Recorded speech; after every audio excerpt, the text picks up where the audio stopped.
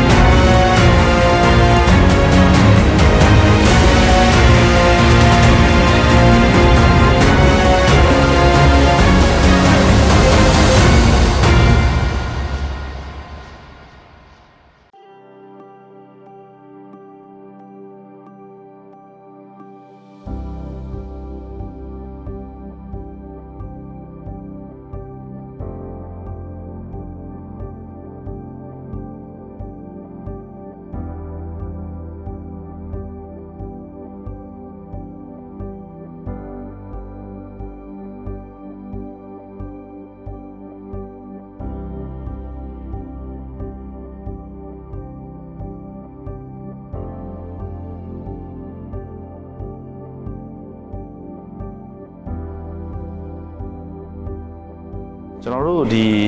စိန်အောင်ကြီးဖရားရဲ့ဒီအတွင်းပိုင်းမှာဆိုလို့ရှိရင်လည်းကျွန်တော်တို့ဒီမုတ်က8မုတ်ရှိတဲ့အတွက်ကြောင့်စင်တူတော်ကလည်း8စုဒီမှာမုတ်တမုတ်ချင်းစီတိုင်းမှာရှိတယ်ဒီမှာမတ်တက်စင်တူတော်တွေထိုင်စင်တူတော်တွေဒီဘက်ဒီကျွန်တော်တို့ဒီရှောက်လန်းတစ်လျှောက်ပေါ့နော်ဒီဖရားရဲ့ဒီပရဝွန်ရဲ့ရှောက်လန်းတစ်လျှောက်မှာပူဇော်ထားရတယ်ရှိပါတယ်ပြီးတော့ဒီဖရားရဲ့နောက်ထပ်ထူးခြားချက်တစ်ခုကကျွန်တော်တို့ဒီဖရားကိုပြန်လည်ပြုပြင်မွမ်းမံခဲ့တာက1900နဲ့90ခုနှစ်လောက်ကဆိုတော့အိုက်ခေအိုက်ကာလာတော့ဆိုလို့ရှိရင်ကျွန်တော်တို့မှန်စီရွှေချလုပ်ငန်းတွေကဖြစ်စားခဲ့တယ်အဲ့တော့ဒီဖရားရဲ့ပလင်တော်တွေဒီဖရားရဲ့ဒီပရဝွန်တွင်းကနန်းရံတွေအဝင်ပေါက်တွေမှာကကျွန်တော်မှန်စီရွှေချလက်ရာတွေကိုအခုထိမြင်တွေ့ရမှာဖြစ်ပါတယ်ပြီးတော့ဒီဖရားကလည်းဒီဖရားရဲ့နောက်ထူးခြားချက်တစ်ခုကကျွန်တော်တို့မိုးညင်းတံမုတ်တွေရဲ့ပုံစံမျိုးဖရားရဲ့ဒီမျက်နှာချက်နန်းရံတွေမှာဒီစင်တူတော်လေးတွေနဲ့ပူဇော်ထားရတယ်တွေ့ရတယ်ဒါကတော့ဒီဖရားရဲ့နောက်ထပ်ထူးခြားချက်တစ်ခုပဲဖြစ်ပါတယ်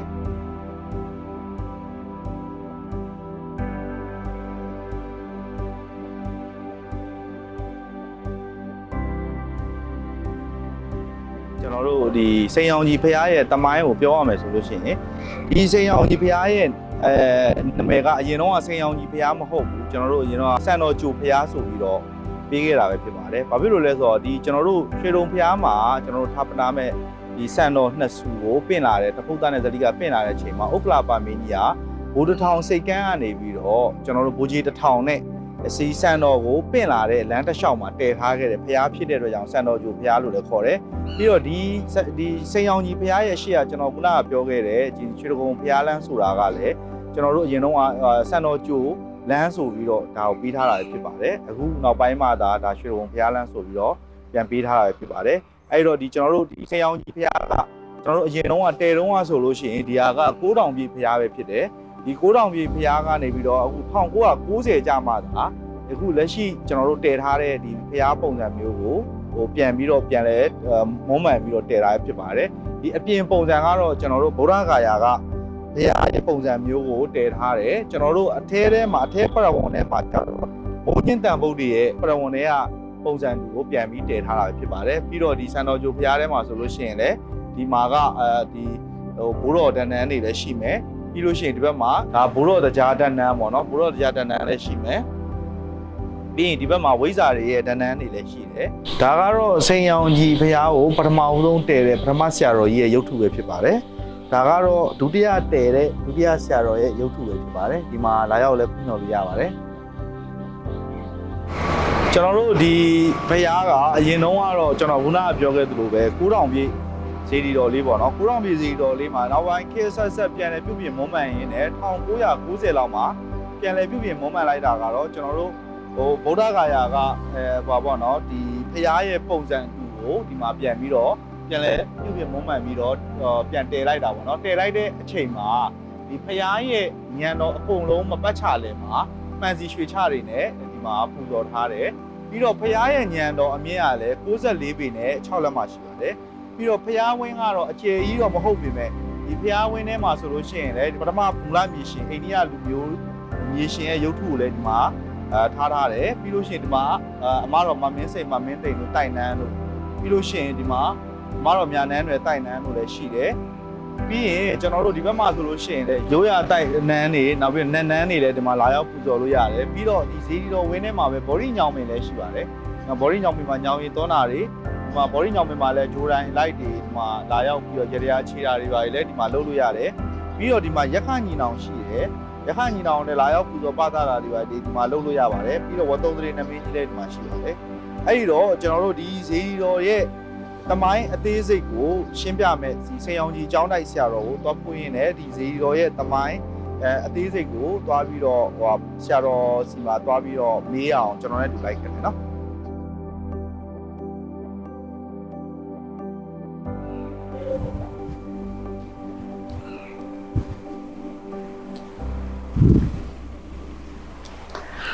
ရှင်းပြတပည့်တော်ကိုဒီစိန်ရောင်ကြီးဘုရားရဲ့တမိုင်းကြောင်းလေးကိုရှင်းပြပေးတော်မူပါဗျာသင်္ယောင်ကြီးဘုရားသမိုင်းဝင်သင်္ယောင်ကြီးဘုရားဇေဒီတော်ရဲ့သမိုင်းကိုရှင်းပြရမယ်ဆိုရင်တော့ဒီမှာဘုရားတို့ရွှေတကုံဘုရားသမိုင်းကနေစပြီးရှင်းပြမှာရမယ်နော်ဒီမှာဗျာဒီမှာရွှေတကုံဘုရားသမိုင်းရှင်းပြမယ်ဆိုတော့လူရင်းပေါ့နော်ဒီမှာဗျာတဖုတ်သားနဲ့ဗန်လင်ကကုံတယ်ကြီးတောင်ကဒီမှာဗျာမက်ဆီမဒေတာအရက်ဒီမှာအဲ့ဒီကနေပြီးတော့ဘုရားပွင့်တော်ဒီမှာမြတ်စွာဘုရားထံကစံတော်ရှစ်စုဒီမှာဗျာတို့မြန်မာနိုင်ငံကိုသဲလာဒီမှာအဲ့လိုသဲလာတဲ့အခါခုဗုဒ္ဓထောင်ရက်ခေါ်တာပေါ့ဗုဒ္ဓထောင်စီနာစိတ်ကန်းကနေပြီးတော့ဒီမှာဟုတ်ကလာပါမင်းကြီးကဘုန်းကြီးတစ်ထောင်နဲ့စောင့်နော်စံတော်ဂျိုးဘုရားစောင့်နော်ဒီမှာဗျာအဲ့လိုစံတော်ဂျိုးဘုရားစောင့်နေတဲ့ဟုတ်ကလာပါမင်းကြီးနဲ့ဘုန်းကြီးတစ်ထောင်တို့ကအဲ့ဒီကနေစံတော်ဂျိုးလာစံတော်ဂျိုးပြီးတော့ဗုဒ္ဓထောင်ရက်မှာနားတယ်နော်အဲ့ကနေပြီးတော့စံတော်ကိုပဲ့လာတယ်သင်္ကုတ်တရဘုံတော်ပေါ့နော်ပဲ့လာတဲ့အခါကျတော့ခုရွှေတကုံဘုရားလမ်းလို့ခေါ်တဲ့နေရာကငကိုတုံးကစံတော်ကျူလမ်းလို့နော်ခုတော့ရွှေတကုံဘုရားသွားတဲ့လမ်းဆိုတော့ရွှေတကုံဘုရားလမ်းလို့ခေါ်ကြတယ်နော်ရှေ့တုန်းကစံတော်ကျူလမ်းဒီပါဗျာအဲ့ဒီစံတော်ကျူလမ်းကနေပြီးတော့စံတော်ရှစ်စုဥက္ကလာပါမင်းကြီးအမှုရှိတဲ့ဘုန်းကြီးတစ်ထောင်တဲ့ပိတ်သက်တွေနဲ့ပဲ့လာတော့တို့ဒီစေအောင်ကြီးဇေဒီတော်တန်းရောက်တဲ့အခါကျတော့လူတွေကအဲ့ရနေပြီးတော့စောင့်နေတာနော်စံတော်ကြိုတဲ့ပုံတွေကစောင့်နေတာခုနကစံတော်ပဲ့လာတဲ့ပြတ်သက်အဲ့ရနေပြီးတော့စီးကြိုပြီးတော့တည်ကြတယ်တည်ပြီးတော့တေကုတ်တရဥယျာဉ်တေကုတ်တရဘုံတော်ကိုသွားကြတာပေါ့နော်တေကုတ်တရဘုံတော်ပဲ့သွားတယ်အဲ့တော့အဲ့ဒါကိုနော်လာနောက်သားတွေပူရအောင်ဆိုပြီးဥက္ကလပါမင်းကြီးကဒီစံတော်ကြိုတဲ့နေရာစံတော်ကြိုစီဒီဆိုပြီးတော့တည်ထားခဲ့တယ်နော်ဒီမှာဗျာ ဒီစံတော်ကျိုးစီတွေဆိုအဲ့ဒီတော့ကတော့စံတော်ကျိုးစီတွေပေါ့နော် တင်ပါဗျာ နောက်ခက်တွေပြောင်းလာတဲ့အခါကျတော့ဘုံပေါင်မင်းဆက်ပေါ့နော် တင်ပါ ဘိုးတော်မေတ္တာကြီးရဲ့သား တင်ပါဗျာ ဒညဝတီမင်းသားက တင်ပါ ခုနကနှစ်တွေကြားလာတော့စံတော်ကျိုးစီတွေကလူရွေးပြက်စီလာတာပေါ့လူရွေးပြက်စီလာအဲ့ဒီစီတွေတော့ကိုငုံပြီးတော့စီတွေပြန်တယ်နော်စီတွေပြန်တယ်တော့ဘွဲ့လည်းပဲအဲ့ဒီဒညဝတီမင်းသားကဘွဲ့ပြောင်းသွားတယ်ငကိုတော့ကစံတော်ကျိုးစီတွေ တင်ပါ စံတော်ကျိုးစီတွေကနေပြီးတော့ဒညဝတီမင်းသားကသူပြုတ်ပြန်ပြီးတော့ပြုတ်ပြန်ထားတဲ့စီတွေတော့စัจ जा မန်အောင်ဆိုတဲ့ဘွဲ့ပေးတယ်နော် ဟောတင်ပါ ပထမအဆုံးကတော့စံတော်ကျိုးစီတွေ တင်ပါ နောက်ကြတော့စัจ जा မန်အောင်ဆိုတဲ့ဘွဲ့ရနော် တင်ပါဗျာ အဲ့ဒီတော့ပဲယူဝင်းပြက်သိလာတဲ့အခါကျတော့ဘယ်သူကပြုတ်ပြန်ပြန်တော့ဆိုလို့ရှိရင်စัจ जा ဝင်ကြီးတယ်နော်အဲ့ဒီဘုရားမေတ္တာရဲ့ဝင်ကြီးပဲစัจ जा ဝင်ကြီးကတခါပြန်ပြုတ်ပြန်အဲ့လိုပြန်ပြုတ်ပြတဲ့အခါကျတော့စัจ जा ဝင်ကြီးကလည်းပဲငကိုစံတော်ကျိုးစီတွေစัจ जा မန်အောင်ဆိုတဲ့ဘွဲ့တွေတခါဖြောက်ပြီးတော့သူကလည်းဘွဲ့ပေးသေးတယ်သူပူဇော်တဲ့ဘုရားကိုပြန်ပြီးပြုတ်ပြန်တဲ့ဘုရားလောကမန်အောင်ဆိုတဲ့ဘွဲ့ရပြန်တော့ဗျာနော် ဟောတင်ပါ ပထမဦးဆုံးစံတော်ကျိုးစီတွေနောက်စัจ जा မန်အောင်စီတွေနောက်တစ်ခါလောကမန်အောင်စီတွေနော်အဲ့လိုလောကမန်အောင်စီတွေဆိုတဲ့ဘွဲ့ရပြန်တော့နော် တင်ပါဗျာ နောက်ကြားလာတဲ့အခါကျတော့တို့ပါတော့ခက်ကြီးပြီးသွားတဲ့အခါကျတော့နော် ဟောတင်ပါ ကိုလိုဒီခက်ပေါ့ တင်ပါဗျာ ဒုတိယကဘာဆက်ပြီးသွားတဲ့အခါကျ တင် တော့ ပါဗျာ နေရဥပ္ပဝိဒဆိုတာဆရာတော်ကြီးကနေပြီးတော့ တင်ပါ ဘုရားကဒီနေရာတွေကကလားတွေတော့ပိုက်သွားတယ် တင်ပါဗျာ နေရာကတော့ရှိတယ်မှာနေရာကတော့တို့ဟောင်းနှွမ်းနေပြီပေါ့နော် တင်ပါဗျာ ဟောင်းနှွမ်းနေပြီဆိုတော့သူပြင်ဖို့ရနောက်ကြတော့အဲ့ဒီတို့ဆရာကြီးဘွဲ့ဆိုတဲ့အပြင်ပေးတဲ့နေရဥပ္ပဝိဒက မ ငကိုစေတီကိုငိုပြီးတော့ဗုဒ္ဓဂယာကမဟာဗောဓိစေတီပုံစံမျိုး တင်ပါဗျာ အတွင်းထဲမှာ10မျက်နှာကြည့်ပေါ့နော် တင်ပါဗျာ အဲ10မျက်နှာစေတီပြန်တင်လာတယ် ဟော အတွင်းထဲကတော့တို့ဝိညာဉ်တန်ပုတ်တီ တင် ဝိ ပါ ညာဉ်တန်ပုတ်တီဘုရားပုံစံမျိုးနဲ့ထဲထဲက တင်ပါ ဗုဒ္ဓရုပ်ပွားတော်လေးတွေနိုင်ရည်မှာအပြည့် ဟောဖျားလေးတွေတပည့်တော့တွေ့ခဲ့တယ်တင်ပါ ဝိညာဉ်တန်ပုတ်တီပုံစံမျိုး ဟောတင်ပါဗျာ ဒီဥပ္ပဝိဒဆရာတော်ကလည်းပဲဝိညာဉ်တန်ပုတ်တီဆရာတော်ရဲ့တပည့်အရင်ကိုပေါ့ပေါ့ ဟော ဒီတပည့်ရဲ့ဆိုတော့အဲ့ဒီပုံစံတည်တာနော် ဟော အဲ့ဒီခါကျမှနေရောဥပ္ပဝိဒကဘွဲ့ပေးပြန်ရောနော်အရင်ဘွဲ့တွေဖြောက် တင်ပါ ပထမဦးဆုံးကစံတော်ကျိုးစေတီ ဆန္ဒစေ နောက်စัจ जा မန်အောင်စေတီ တမ နောက်တစ်ခါလောကမန်အောင်စေတီ တင်ပါ နောက်နေဥပ္ပဝိဒဆရာတော်ကြတော့စိန်အောင်ကြီးစေတီဆိုပြီးတော့နော် တင်ပါ အ ဗျာ ပြင်ကနေပြီးတော့မှန်စီရွှေချနေတယ်ပါနော် တင်ပါဗျာ အပြင်ရွှေချနာမည်နဲ့နော်လိုက်ပါနော် စိန်အောင်ကြီး စိန်အောင်ကြီးစေတီဆိုပြီးတော့ တင်ပါ နေဥပ္ပဝိဒအမိပေးပြီးတော့ဖျားပြန်ပြီးတော့နော်ထာပနာပြီးတော့ပြန်တည်နော် တင်ပါဗျာ အဲ့ဒီကနေပြီးတော့စိန်အောင်ကြီးစေတီဖြစ်လာတာပဲပါနော် တင်ပါဗျာ ဒါစိန်အောင်ကြီးစေတီရဲ့ ဖြစ်ပေါ်လာတဲ့သမိုင်းစစ် အကျဉ်းချုပ်တာတော့ဒီလောက်ပဲ ဟောတင်ပါဒီဖုံဖုံအထက်ထဲမှာကဒီအရက်ရှင်းမျက်နာဘောကိုလှည့်ပြီးတော့ဟိုဟာထိုင်စင်းလူတော်လေးတွေပေါ့နော် အဲဆန်တုတော်လေး တင်ပါဗျာ ဆန်တုတော်ကြီးတွေ ဆက်စင်းလူတော်ကြီးတွေတင်ပါဗျာ အသေးလေးတွေရောနော်ရုပ်ပွားတော့အသေးလေးတွေ တင်ပါဗျာဖုံဖုံတပည့်တော်ဟိုဟာပေါ့နော်ခုနကပတ်ပြီးတော့ဘုရားပတ်ပူလိုက်တဲ့အချိန်မှာဘုရားရဲ့ပတ်ချလဲမှာလေကျွန်တော်တို့ဟိုဟာတပည့်တော်တို့မတ်တက်ရုပ်ပွားတော့ဟိုဟာလေဟိုဟာလေဆရာတော်ရုပ်ထုအဲ့ဒါကြတော့ဘယ်ဆရာတော်လဲ အဲ့ဒီဆရာတော်ကတော့တို့နေရဲဆရာတော်ကိုဆေးပေးတဲ့ဆရာတော်လို့ပြောတာပဲ ဩတင်ပါဗျာ နေရဲဆရာတော်ကြီးကိုဆေးပေးတဲ့ဆရာတော်နေရဲဆရာတော်ဘုရားရဲ့ပုံတော် ဩပုံတော် ရှိတယ် ဩတင်ပါဗျာတင်ပါအဲ့ဆိုဒီအခုဘုံဘုံခုနကဟောခဲ့တာကတော့ဒီစိန်ရောင်ကြီးစေးဒီ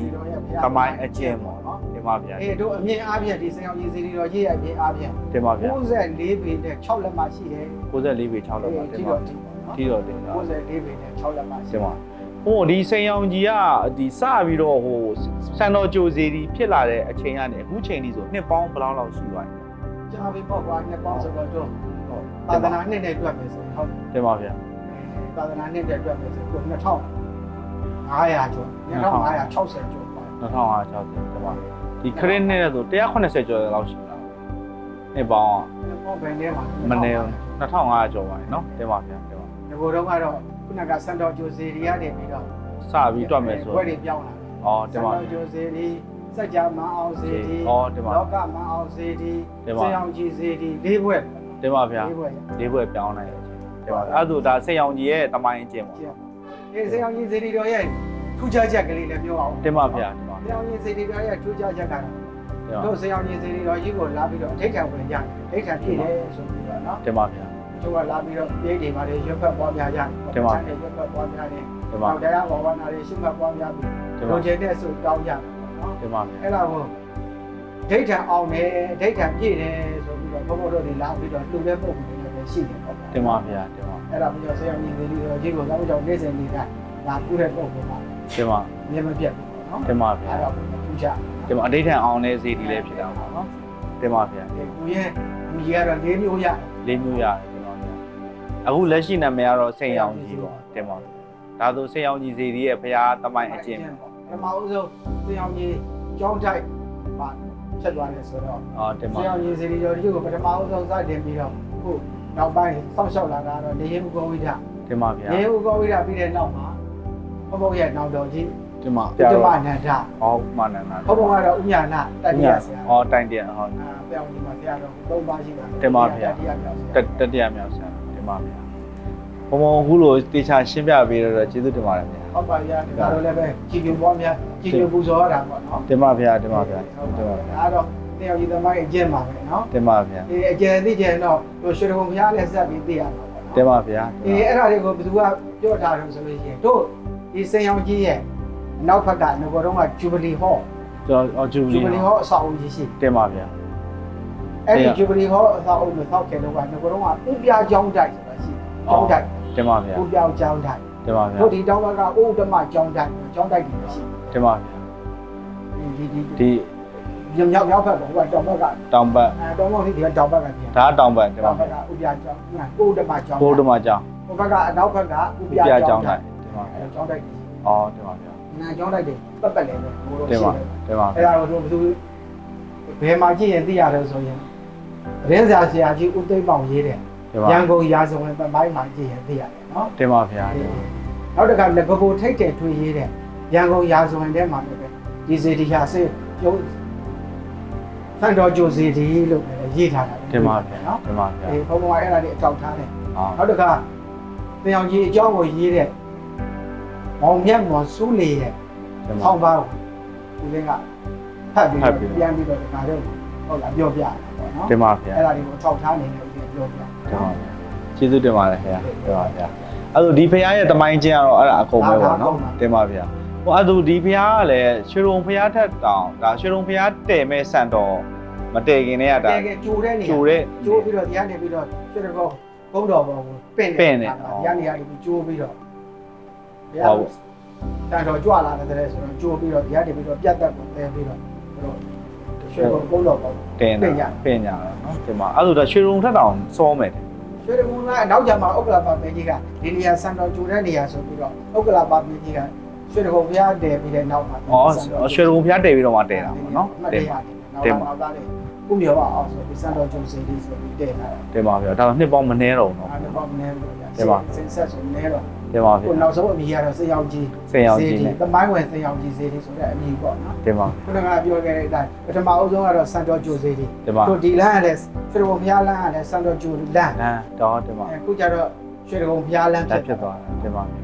စံတော်ကျိုးစေတီပထမအဆုံးတာတင်ပါနောက်ဒုတိယကဒညဝတီမင်းသားဟုတ်လားတင်ပါဒီဘုံပေါဘိုးတော်မင်းတရားကြီးရဲ့အသားတော်ဒညဝတီမင်းသားကစัจ जा မှာဘွဲကိုပြီးတယ်တင်ပါနောက်တခါစัจ जा ဝင်ကြီးကသူပြန်တယ်တဲ့ခါကျတော့လောကမှန်အောင်ဆိုတဲ့ဘွဲကိုပြီးတယ်တင်ပါနောက်နေဥပဝိရဆရာတော်ကအရင်စီဒီကိုပြန်ချုံကုန်ပြီးတော့တင်လိုက်တဲ့ခါကျတော့စင်ရောင်ကြီးစီဒီဆိုတဲ့အမည်ကိုပြီးတာတင်ပါဟိုဇေဒီတော်ရဲ့ဘွဲ့နာမည်နဲ့အခုတည့်ထားတဲ့ဇေဒီတော်ပုံစံနဲ့တော့လိုက်တယ်ဗျာဟိုမှန်စီရွှေချတွေနဲ့ဆိုတော့เนาะမှန်စီရွှေချပြရလည်းတို့ရှားသွားတယ်ရှားပြီဗျာရှားသွားပြီအဲ့ဆရာတွေပေါ်ဖို့ရတယ်မလွယ်ဘူးเนาะတင်ပါဗျာဒီဘုံဘုံတို့ကြတော့ဆရာတွေကို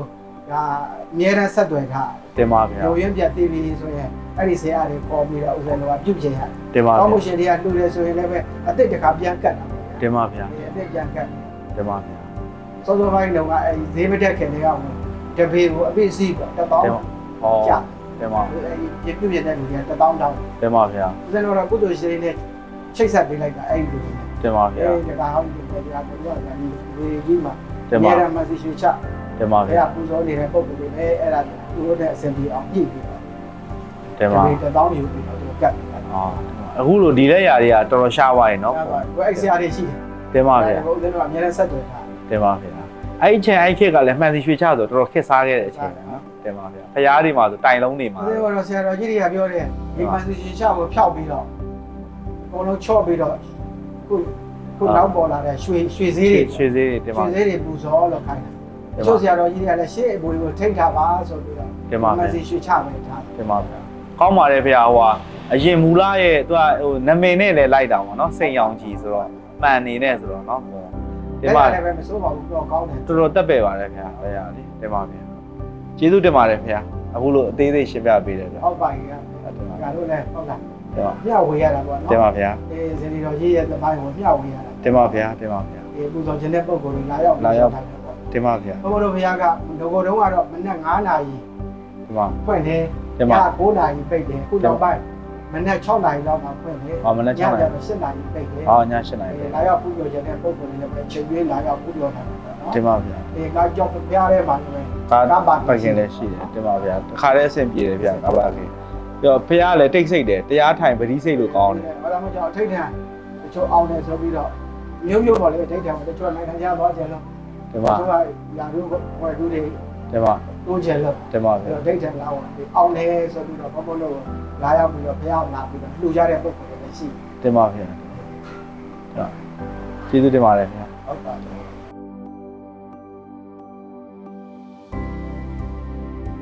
ကျွန်တော်တို့ခုနကတော့ဘုံဘုံကြီးပြောတယ်ဒီဖရားထဲမှာရှိတယ်အောင်ချင်း၈ပါးအတွက်ဟောပေါ့နော်ဒီမုတ်ရှစ်မုတ်နဲ့ဖရားရှစ်စုရဲ့မုတ်တွေမှာရှိတဲ့ဒီကျွန်တော်တို့အောင်ချင်းတစ်ပါးချင်းစီရဲ့ပုံဖော်ထားတာလေးကိုတွက်ကြည့်အောင်เนาะကျွန်တော်တို့ခုနကတော့ဆရာတော်ကြီးပြောပြတဲ့အချက်တွေတဲ့အတိုင်းဆိုရင်ဒီဖရားရဲ့ထူးခြားချက်နောက်တစ်ခုကကျွန်တော်တို့ဒီဖရားမှာတခြားဖရားတွေနဲ့မတူပဲမုတ်က၈မုတ်ရှိပါတယ်ဒီအပြင်ကိုထွက်တဲ့မုတ်အပေါက်လေး၈မုတ်ရှိတယ်ဒီ၈မုတ်ကတော့အောင်ချင်း၈ပါးကိုအောင်ချင်း၈ပါးရဲ့အဓိပ္ပာယ်ကိုယူပြီးတော့မုတ်၈မုတ်ကိုဒီမှာတည်ထားတာပဲဖြစ်ပါတယ်ပြီးတော့ဒီဖျားဒီထိုင်ကူတော်စင်တုတော်တွေလည်း၈စုဒီမုတ်၈မုတ်ဘက်ကိုလှည့်ပြီးတော့ထိုင်ကူတော်၈စုလည်းပူးမြော်လို့ရပါတယ်ပြီးတော့ဒီမုတ်၈မုတ်ကဒီအပေါက်ဝတွေမှာဒီဟိုပါပေါ့နော်ကျွန်တော်တို့အောင်ချင်း၈ပါးရဲ့တပါးချင်းစီရဲ့ပုံကိုဒီမှာတရုပ်ဖော်ထားတဲ့ဒီရုပ်ကြွတွေဒီရုပ်ထုတွေကိုလည်းဒီမုတ်ရှစ်မုတ်မှာဒီမှာတွေ့နိုင်ပါတယ်အဲ့တော့ဒီဖျားကဒီဟိုပါပေါ့နော်ဒီအောင်ချင်း၈ပါးကိုအခြေခံပြီးမုတ်ရှစ်မုတ်နဲ့တည်ထားတဲ့အတွက်ကြောင့်အဓိဋ္ဌာန်နေအောင်မြင်တယ်ဆိုပြီးတော့ဆရာတော်ကြီးခုနကပြောထားတဲ့အတိုင်းပဲအဓိဋ္ဌာန်အောင်ဖျားလို့လည်းပြောကြတယ်ပေါ့နော်အဲ့တော့ဒီမှာလည်းလာရောက်အဓိဋ္ဌာန်ဝင်လို့လည်းရပါတယ်မုတ်ရှစ်မုတ်တိုင်းမှာမုတ်တမုတ်ချင်းစီတိုင်းမှာအောင်ချင်းတစ်ပါးတစ်ပါးချင်းစီရဲ့ပုံတွေကိုလည်းဒီမှာရုပ်ကြွအနေနဲ့ဒီမှာတရုပ်ပေါ်ထားတာလည်းတွေ့ရပါတယ်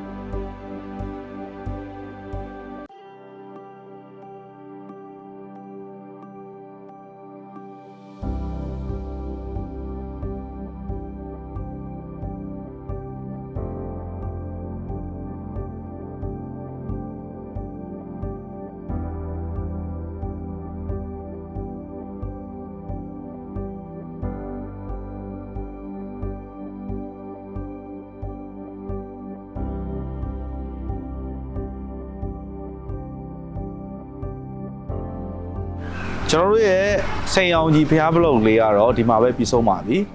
ကျွန်တော်တို့နောက်ထပ်ဖျားဘလော့တွေကိုဆက်လက်တင်ဆက်ပေးမှာဖြစ်တဲ့အတွက်ကြောင့်ကျွန်တော်တို့ရဲ့ YouTube channel လေးကို subscribe လုပ်ပေးကြပါအောင်လို့ပြောရင်းနဲ့ကျွန်တော်တို့နောက်ထပ်ဖျားဘလော့မှာဆက်လက်ဆုံးပေးကြ